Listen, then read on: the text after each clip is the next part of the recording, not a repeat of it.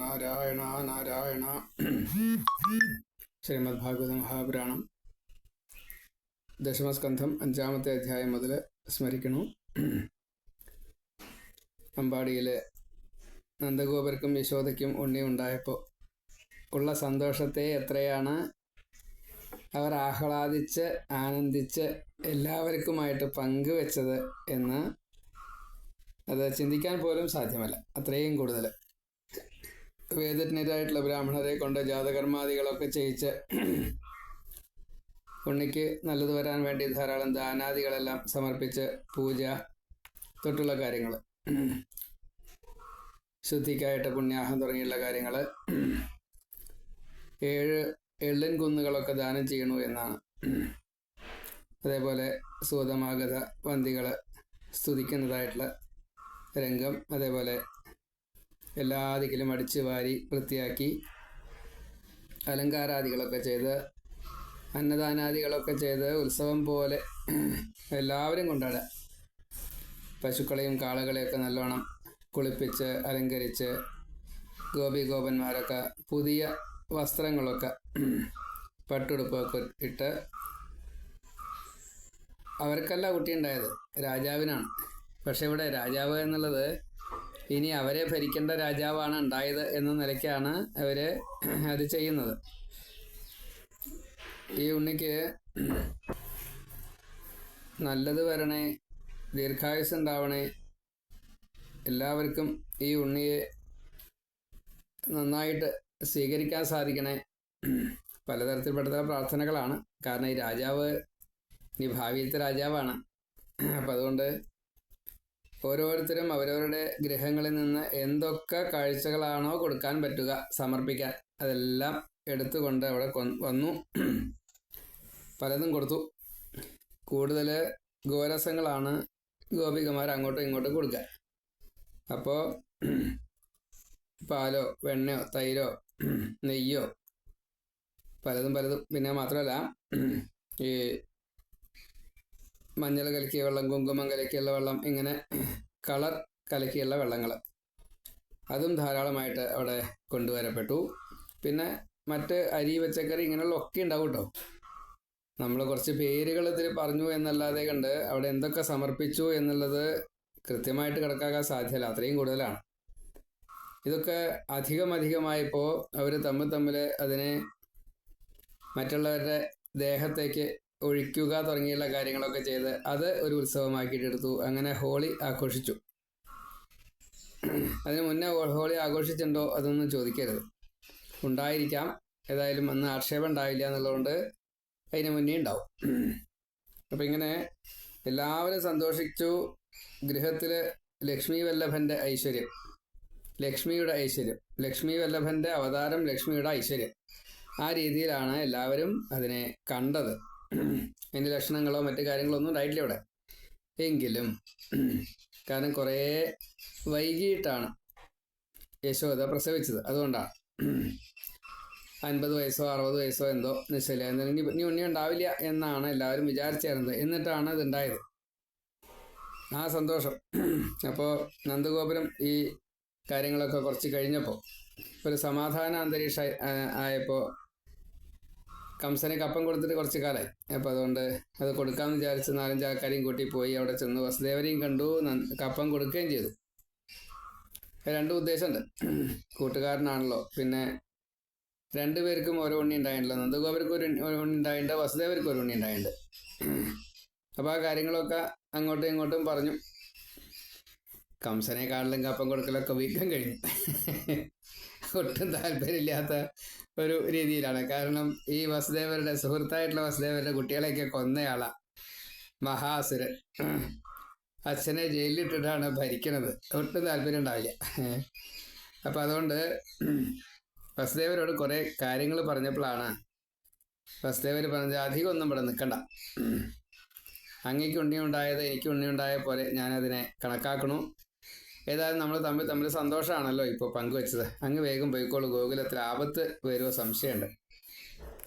അപ്പോൾ നന്ദഗോപുരം അവിടെ നിൽക്കണ്ട എന്നുള്ളത് ഗോകുലത്തിൽ ഈ ഉണ്ണികൾക്ക് ആപത്ത് വരരുത് എന്ന ആ ഒരു കാര്യത്തെ പറഞ്ഞതുകൊണ്ടായ അപ്പോൾ നന്ദഗോപർക്ക് പിന്നെ അവിടെ ക്ഷമ ഉണ്ടായില്ല, വേഗം യാത്രയായി. അങ്ങനെ ഇവിടെ വന്ന് നോക്കിയപ്പോഴേക്കും ഇവിടെ ആകെ കോലാഹലമാണ്. ഗോകുലത്തിൽ ആപത്തുണ്ട് എന്നുള്ള വാക്ക് കേട്ടതോട് കൂടിയിട്ട് പിന്നെ ഈ കൂട്ടുകാരൊത്ത് അവിടെ നിന്ന് ഇങ്ങോട്ട് പോകുന്നത് ഭഗവാനെ മാത്രം ശരണം പ്രാപിച്ചുകൊണ്ടാണ്. ആ സമയത്ത് ഇവിടെ പൂതനാമോഷം എന്നുള്ള കഥ നടക്കുകയാണ്. കംസന്റെ ആജ്ഞ സ്വീകരിച്ചുകൊണ്ട് വളരെ സന്തോഷത്തോട് കൂടിയിട്ട് പൂതന വേഷം മാറിയിട്ട് എല്ലാ ദിക്കിലും ഇങ്ങനെ നടക്കുക. നിശാചരി ലളിതയായി ഇഷ്ടവേഷം കെട്ടാൻ സാധിക്കും, എല്ലാമായി അറിയാം. മഹാബലിയുടെ മകളായിട്ടുള്ള രത്നമാല വാമനാവതാര കാലത്ത് വാമനെ കണ്ടപ്പോൾ മുലി കൊട്ടണമെന്നൊരു മോഹം ഉണ്ടായത്രേ. 4-5 വയസ്സല്ലേ ആ സമയത്തായിട്ടുള്ളൂ. അപ്പോൾ ഇങ്ങനെ ഒരു ഉണ്ണി ഉണ്ടായിരുന്നെങ്കിൽ എന്ന് തോന്നി.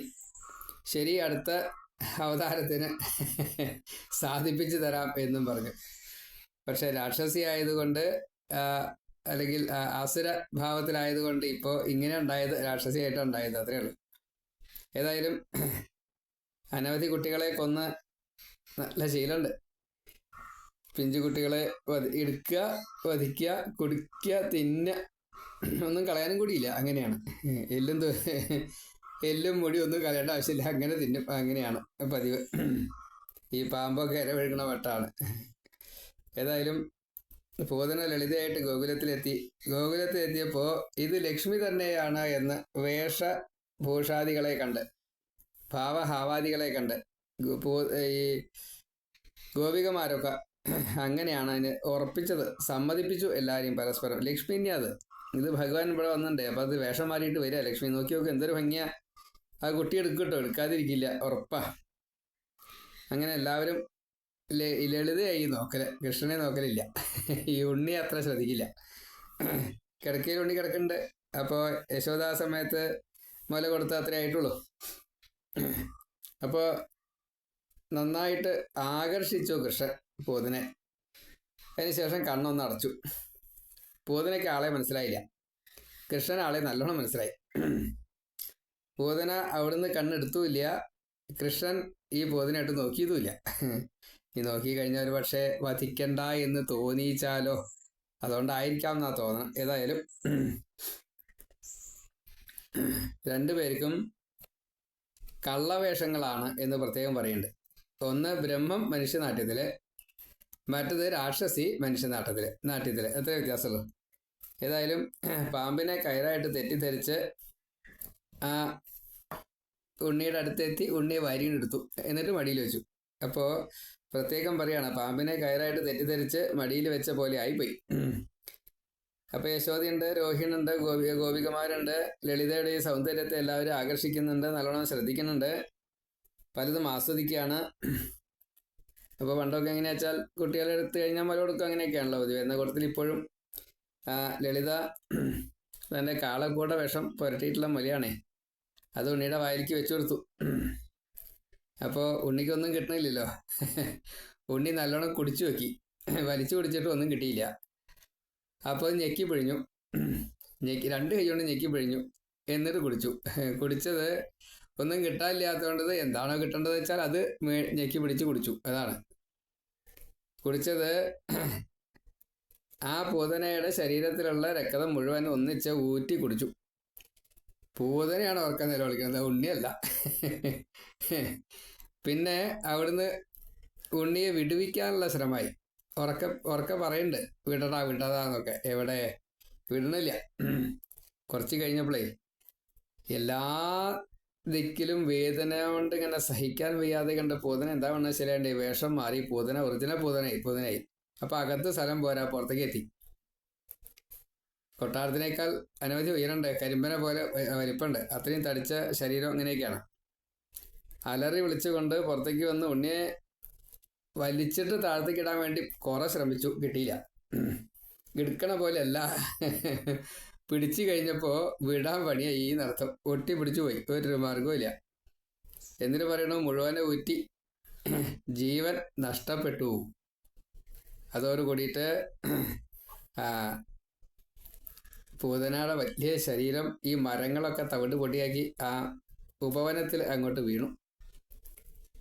തടയണ പോലെയുള്ള വലിയ കൈകാലികൾ, കലപ്പ പോലെയുള്ള ദംഷ്ട്ര, ഗുഹ പോലെയുള്ള മൂക്ക്, പൊട്ട കിണർ, അതുപോലെ കണ്ണ്, ചെമ്പൻ മുടി ഒന്നും പറയണ്ട. അതിഭീകരം എന്ന് മാത്രമേ പറയാനുള്ളൂ. അപ്പോഴേക്കും ഗോപികളൊക്കെ എത്തി, എങ്ങനെയൊക്കെയോ മുകളിലേക്ക് എത്തി. ഉണ്ണി അവിടെ കണ്ടപ്പോഴേ ഉണ്ണി എടുത്തു, ചില മന്ത്രവാദങ്ങളൊക്കെ ചെയ്തു. ഗോമൂത്രത്തിൽ ഉണ്ണിയെ കൊണ്ടുപോയിട്ട് മുക്കി. അത് കഴിഞ്ഞ് വാല് കൊണ്ടൊക്കെ നല്ലോണം ഒഴിഞ്ഞു. കുളമ്പിലെ മണ്ണ്, അതേപോലെ തൊഴുത്തിലെ ചാണകം, ഇതൊക്കെ പ്രത്യേകമായിട്ട് ഉണ്ണിയുടെ മർമ്മങ്ങളിലൊക്കെ ന്യാസം ചെയ്തു. അപ്പോൾ 12 നാമങ്ങളാണ് ജപിച്ചത്. കേശവായ നമ, നാരായണായ നമ, മാധവായ നമ, ഗോവിന്ദായ നമ, വിഷ്ണവേ നമ, മധുസൂദനായ നമ, ത്രിവിക്രമായ നമ, വാമനായ നമ, ശ്രീധരായ നമ, ഹൃഷികേശായ നമ, പത്മനാഭായ നമ, ദാമോദരായ നമ. ദാമോദരൻ ഉണ്ണിക്ക് പേരിട്ടിട്ടില്ല, എന്നാലും ശരി. 12 നാമങ്ങളെ ചൊല്ലിയിട്ട് ന്യാസം ചെയ്തു. പിന്നെ ബാലരക്ഷ മന്ത്രം എന്ന അതിവിശിഷ്ടമായിട്ടുള്ളൊരു മന്ത്രമുണ്ട്.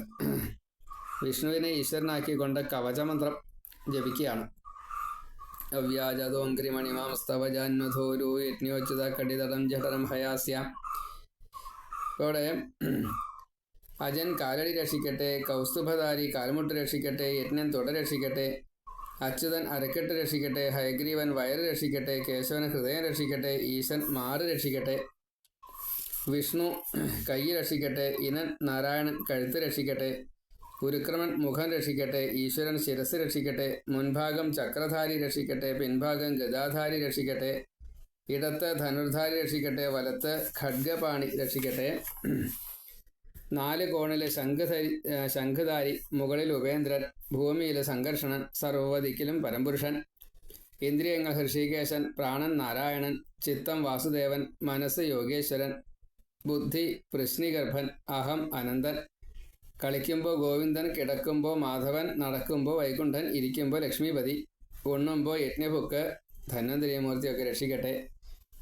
ഡാകിനി രാക്ഷസി പൂതന ഭൂതപ്രേത പിശാചാദികൾ, ഉന്മാദ അപസ്മാരങ്ങൾ, ഈ ദുസ്വപ്നം, ദുർനിമിത്തം, കുട്ടിഭൂതം, വൃദ്ധഭൂതം, ഇങ്ങനെ ഒന്നും ഭഗവാനെ ബാധിക്കാതിരിക്കട്ടെ. അവരൊക്കെ ഭഗവാന്റെ ഈ തിരുനാമങ്ങൾ ജപിക്കുന്ന ആ സമയത്ത് പേടിച്ച് ഓടിപ്പോട്ടെ. ഇങ്ങനെയെല്ലാം ബാലരക്ഷ നന്നായിട്ട് തന്നെ ചൊല്ലി. അപ്പോൾ ഗോക്കളാണല്ലോ ഈ ഗോപികമാരുടെ സ്വത്ത്. അവിടെ ഒരു വിശദീകരണമുണ്ട്. വാല് രോമങ്ങൾ അത് പിതൃക്കളായിട്ടാണ് സങ്കല്പം. ചാണകം ലക്ഷ്മിയാണ്, മൂത്രം ഗംഗയാണ്, ശ്വാസം വേദമാണ്, 4 മുല 4 സമുദ്രമാണ്, കൊമ്പ് വിഷ്ണുവാണ്, നെറ്റി ശിവനാണ്, രോമം മുനികളാണ്, കുളമ്പ് നാഗം, ഗന്ധർവ അപ്സരസ്. ഇങ്ങനെയൊക്കെ പശുവിന് ഓരോരോ അംഗങ്ങളിലും ദേവതാസ്ഥാനങ്ങളുണ്ട്. അപ്പോൾ ഈ ഗോവിൻ്റെ ഏത് ഭാഗം എടുത്തിട്ട് രക്ഷാകവചമായിട്ട് ചൊല്ലിയാലും അതിനൊക്കെ അതിൻ്റേതായിട്ടുള്ള ഫലമാണ് ഉള്ളത്. അത് നന്നായിട്ട് തന്നെ പ്രയോഗിക്കപ്പെട്ടു ഈ ഗോപികമാരെ. അങ്ങനെ ഉണ്ണി ചിരിക്കണുണ്ട്, കളിക്കണുണ്ട്, കുഴപ്പങ്ങളൊന്നുമില്ല എന്ന് മനസ്സിലായപ്പോൾ കുട്ടിയെ യശോദയ്ക്ക് കൊടുത്തു. മുല കൊടുത്തു നോക്കൂ. മുല കൊടുത്തു, നന്നായിട്ട് കുടിക്കുന്നുണ്ട്, കുഴപ്പമൊന്നുമില്ല. ആ സമയത്താണ് ഈ നന്ദഗോപര് അവിടെ എത്തുന്ന. ദൂരെ നിന്ന് തന്നെ കാണുക രാക്ഷസിയുടെ ഈ പർവ്വതം പോലെയുള്ള മൂക്ക്, സ്തനങ്ങൾ, വയറിൻ്റെ ഭാഗം, തള്ളവിരല്, കാലിൻ്റെ തള്ളവിരലൊക്കെ കാണുക. അപ്പോൾ വല്ലാത്ത ഒരു അത്ഭുതം. ഇതെന്താ ഇങ്ങനെ ഒരു സാധനം? മാത്രമല്ല നിൽക്കണ മരങ്ങളുടെ സ്ഥാനത്ത് കാണാനൊക്കെ തവിടുപൊടിയായിട്ട് താഴെ കിടക്കുകയാണ്. അപ്പോൾ എന്താ ഇങ്ങനെയൊക്കെ സംഭവിക്കുന്നത്? എത്ര ശരിയാ വസുദേവർ പറഞ്ഞത് എന്നെല്ലാം ചിന്തിച്ചു. അങ്ങനെ അടുത്തെത്തി കാര്യങ്ങളൊക്കെ മനസ്സിലായി. അപ്പോൾ ഇനിയിപ്പോൾ വേറൊന്നും ചെയ്യാല്ലേ, ഉണ്ണിക്ക് കുഴപ്പമൊന്നുമില്ലല്ലോ. ഈ വലിയ രാക്ഷസിയുടെ ശരീരം ഇവിടെ കിടന്നിട്ട് എല്ലാവർക്കും ബുദ്ധിമുട്ട്. അപ്പോൾ ഒരു കാര്യം ഞാൻ കത്തിക്കാമെന്ന് നിശ്ചയിച്ചു. കുറച്ച് അകലെ കൊണ്ടുപോയിട്ട്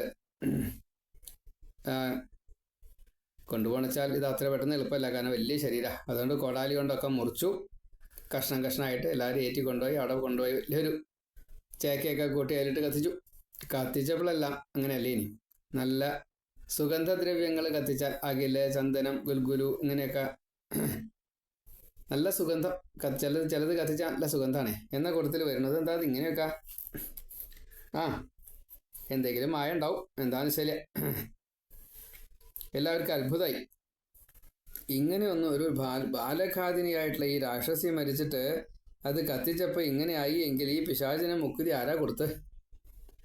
ശ്രീശുഖബ്രഹ്മർഷി പറയാണ്, ഈ ഉണ്ണിയുടെ ഭാഗ്യം, ഈ ഉണ്ണി ഉണ്ടായത് ഗോകുലത്തിന് ഭാഗ്യം. ഈ ഉണ്ണിയാൽ കിട്ടുന്ന ഓരോരുത്തർക്കും ഉള്ള ഭാഗ്യം.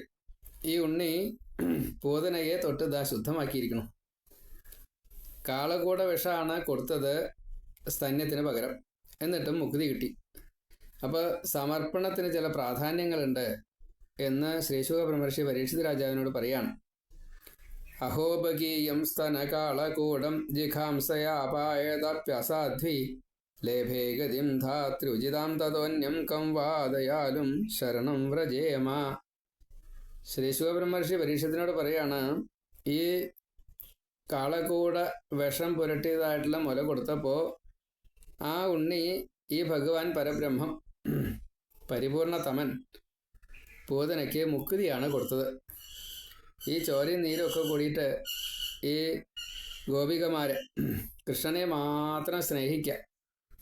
അങ്ങനെ വന്നു കഴിഞ്ഞാൽ ഈ അമ്മമാർക്ക് വളർത്തുന്നതായിട്ടുള്ള ഗോപികമാർക്ക് കടം വീട്ടാൻ ഭഗവാൻ എന്താ കൊടുക്കുക മനസ്സിലാവണില്ല.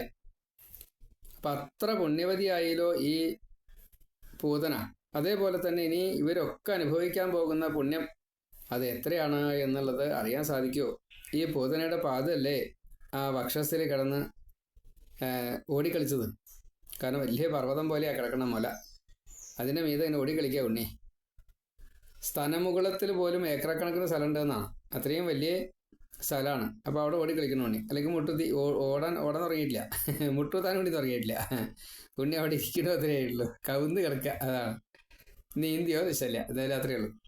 ഏതായാലും അപ്പം ഈ ഭഗവാന്റെ പാദം എവിടെയാണോ ഉള്ളത് അവർ എന്തായാലും മുക്തരാകും. അപ്പം നമ്മുടെ വക്ഷസ്സിലാണ് നമ്മൾ ഈ കൃഷ്ണന്റെ പാദം വയ്ക്കേണ്ടതേ. ആ പിഞ്ചു പാദം നമ്മുടെ മനസ്സിലും കൂടി, ആ പിഞ്ചു ദേഹം, ആ പിഞ്ചു നാമം നമ്മുടെ മനസ്സിലും. ഇപ്പം നാമകരണം കഴിഞ്ഞിട്ടില്ല, എന്നാലും ശരി, ആ ഉണ്ണിയുടെ ലീല എല്ലാവരാലും അറിയപ്പെട്ടു. ഇപ്പം ഈ ഗോപന്മാര്, പശുക്കള്, വൃന്ദാവനവാസികള്, സസ്യം, പുഴ, പർവ്വതം, ഇതൊക്കെ കൃഷ്ണന്റെ പാദസ്പർശം ഏൽക്കാൻ പോവാ ഇനി ഇവിടുന്ന് അങ്ങോട്ടേ. അപ്പോൾ നന്ദഗോപാദികൾക്ക് അതിൻ്റെ പുണ്യം മുഴുവനെ കിട്ടുകയാണ്. ഇതെന്തുകൊണ്ട് ഇങ്ങനെയൊക്കെ ഈ ലളിതയ്ക്ക് ഈ പ്രകാരത്തിൽ വന്നു ഒന്നും ആർക്കും അറിയാൻ കഴിയുന്നില്ല. സാരില്ല, കുട്ടിക്ക് ആപത്തൊന്നും വന്നില്ലല്ലോ. ഏതായാലും കുട്ടിയെ മടിയിലെടുത്ത് ചുംബിച്ച് നന്ദഗോപുരം വളരെയധികം സുഖത്തെ അനുഭവിച്ചു.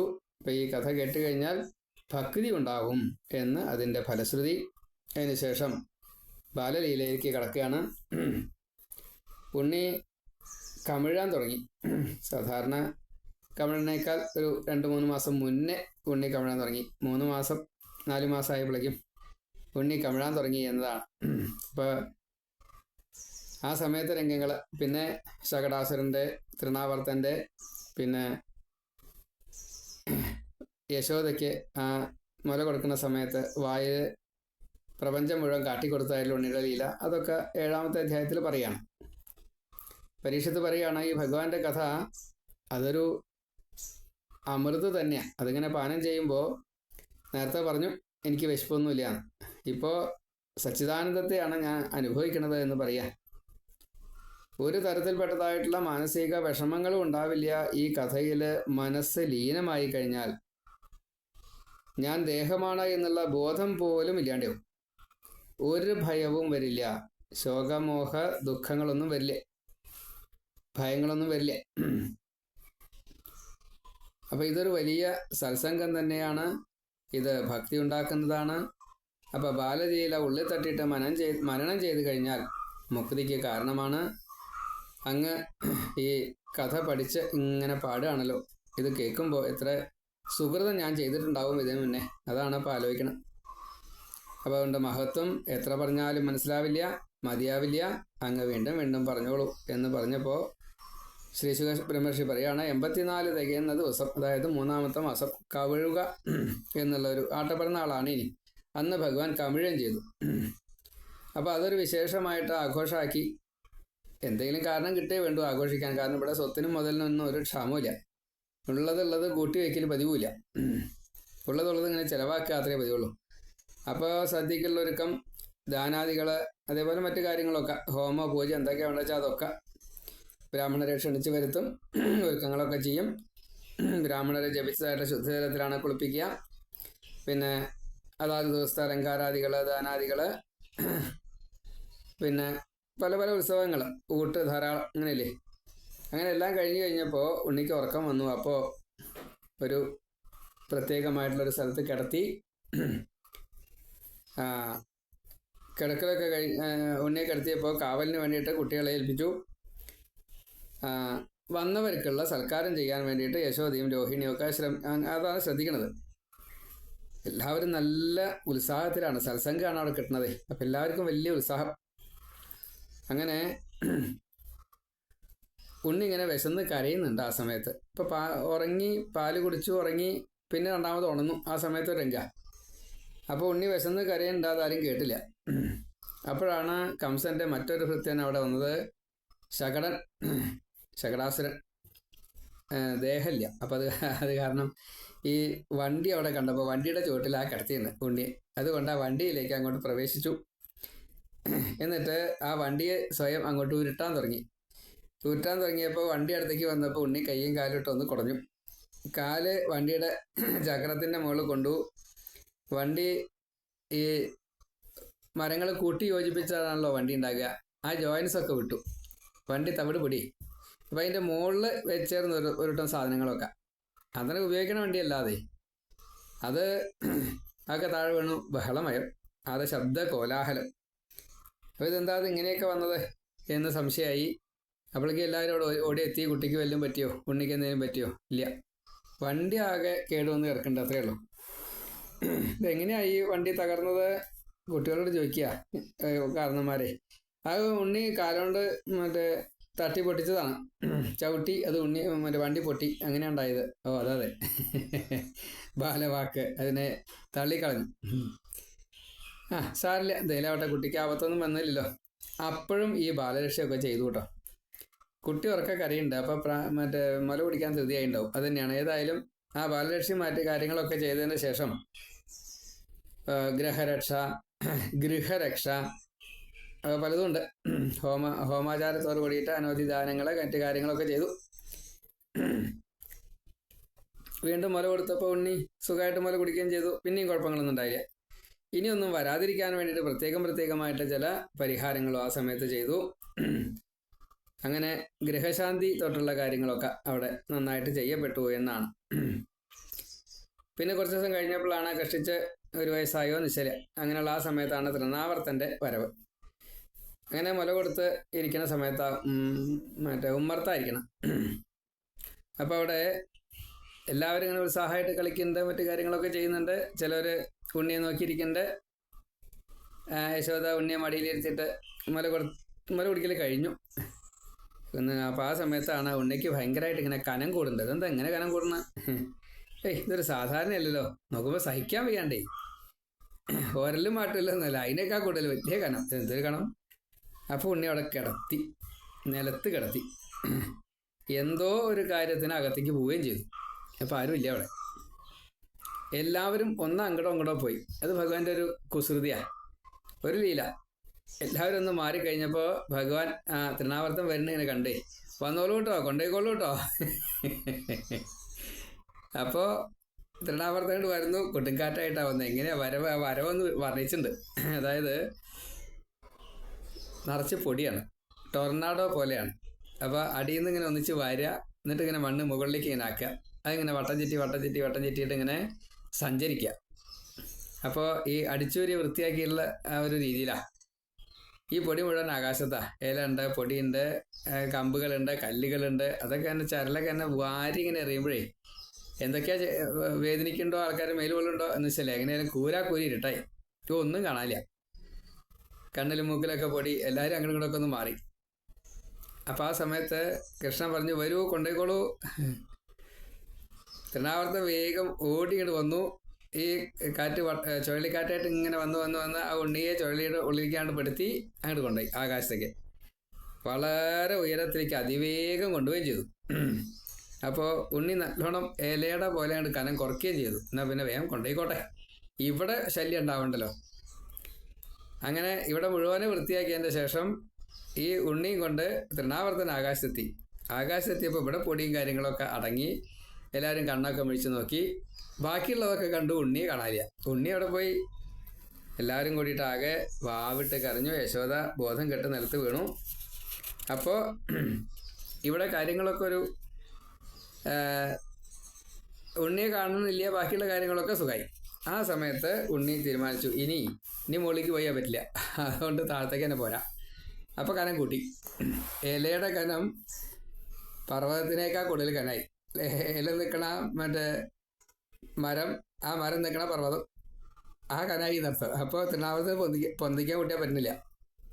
അപ്പോൾ ഉണ്ണി എടുത്തിട്ട് വലിച്ച് താഴത്തേക്ക് ഇടാൻ വേണ്ടി ശ്രമിച്ചു. അപ്പോൾ ഉണ്ണി പിടുത്തം വീണില്ല. വിടൂന്നായി. എന്ത് വീണെന്ന കഴുത്തിലാണ് പിടിച്ചതേ. മുറുക്കി പിടിച്ചു.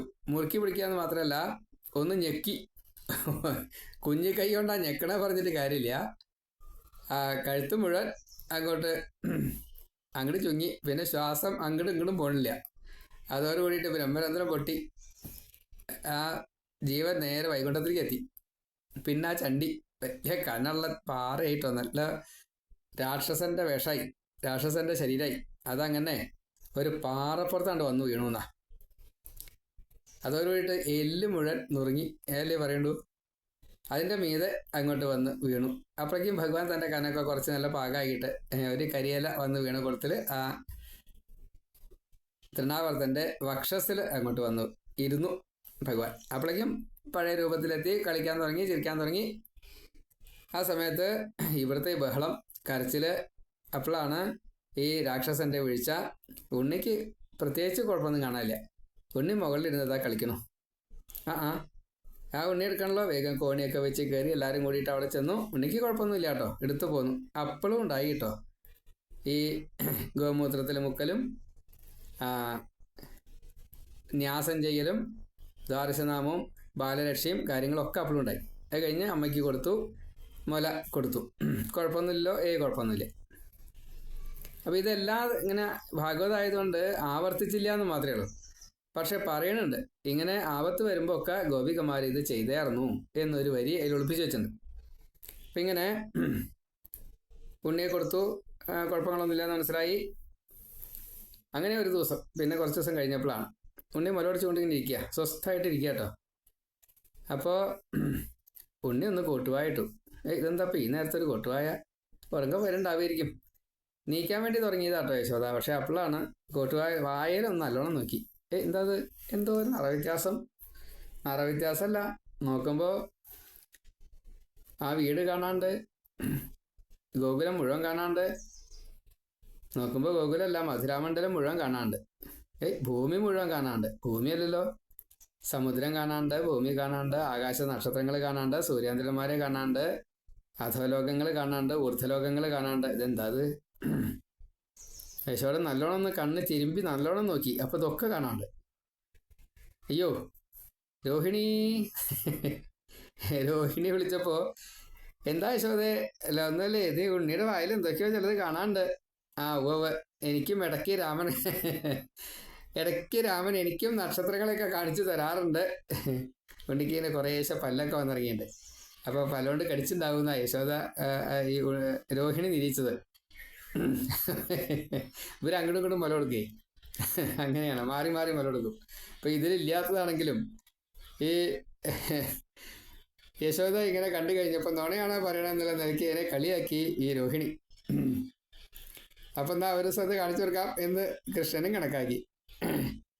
അതൊന്നല്ല എന്നൊക്കെ പറഞ്ഞ് മായ കാട്ടിയിട്ട് ഈ യശോദയെ സ്വസ്ഥയാക്കി.